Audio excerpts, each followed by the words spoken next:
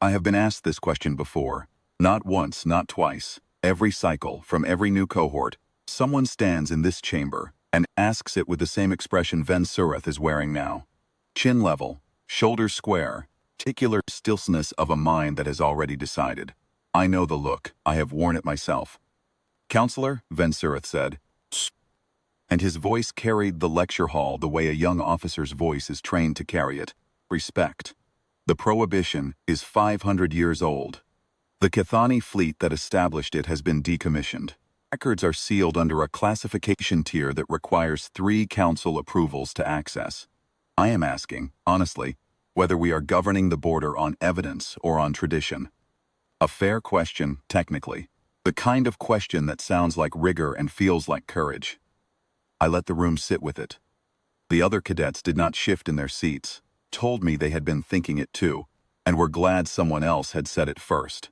Ven Surath, I said, do you know what the sealed records contain? No, counselor, that is my point.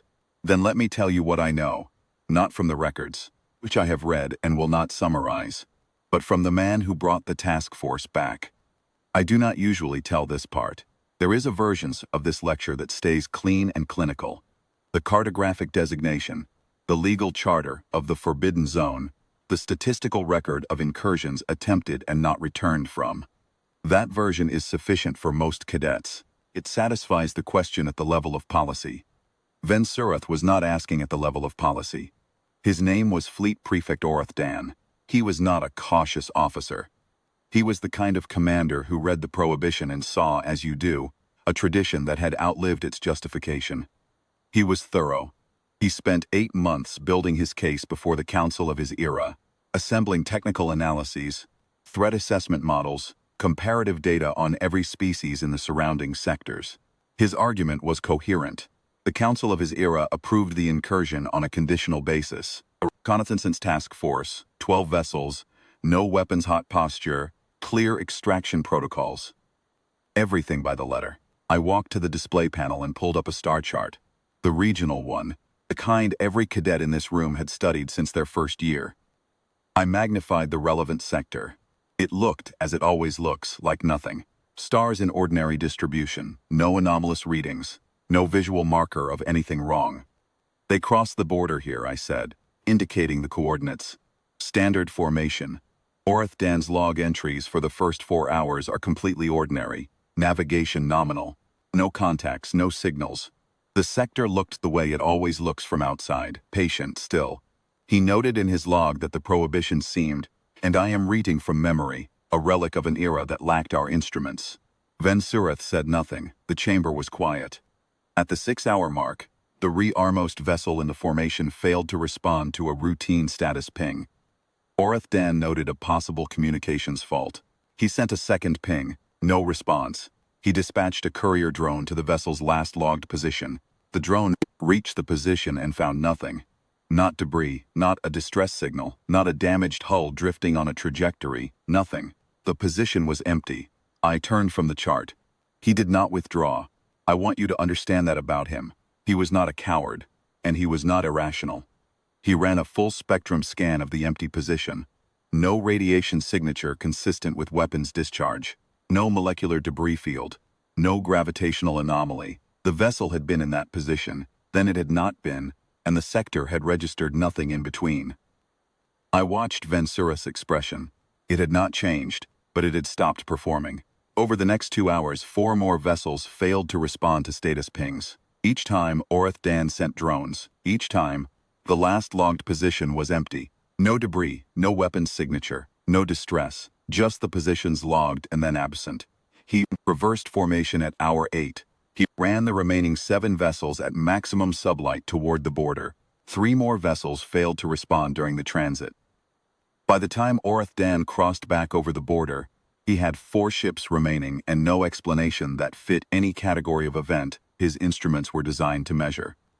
I returned to the lectern. He submitted his report to the council. The council commissioned a full technical review. The technical review found no instrument error, no communications failure, no navigational anomaly, no weapon system known to any cataloged species that could account for the pattern of losses.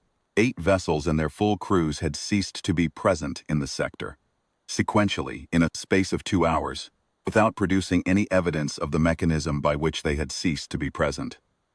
The chamber was very still. The council of that era did not need to reinstate the prohibition. The prohibition had never lapsed. It is a continuous designation, not a renewable one. They did, however, add a classification tier to Dan's records, as I mentioned. They also noted in the council minutes, which are not sealed, that the incursion had produced one meaningful data point. The sector had not pursued the remaining 4 vessels across the border. I looked at Surath directly. The sector did not pursue them. It waited. The word the council used in the minutes, waited, as if the border itself were the limit it had decided to observe, and the vessels that crossed it were simply no longer the sector's concern once they had crossed back. Silence. Dan lived another 30 years. He never submitted a follow-up proposal. He never published analysis. He was asked once, at an academic conference, whether the incursion had given him any insight into what the prohibition was actually prohibiting. He said, "I no longer believe that is the right question."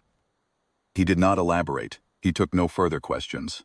I closed the star chart display. Prohibition on human space is not a tradition, Surath. It is not superstition. It is not a relic of inferior instrumentation. It is the Council's formal acknowledgement that we sent a task force into that sector.